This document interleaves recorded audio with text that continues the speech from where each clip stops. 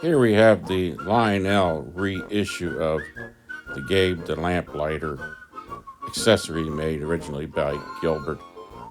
This one is made by Lionel, and as the man reaches the top, the lights are supposed to come on as he strikes a little micro switch in the ladder assembly at the top. And then he returns to the bottom and comes back up again and turns it back off. As you can see, the man is not lighting the lamps.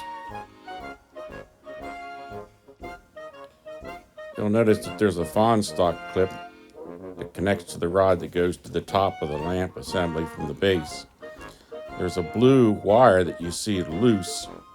If you notice that wire is only stripped back 3 3/4 of a millimeter, and the Fondstock clip requires a little bit more length of wire so that it snaps underneath the hook and on both sides. This was sort of like only attached to one side of the Fondstock clip, and it just kind of worked its way loose over time. So just strip back a little insulation. I tinned it and put it back like it should be, reinstalled new electrical tape, and we had some success.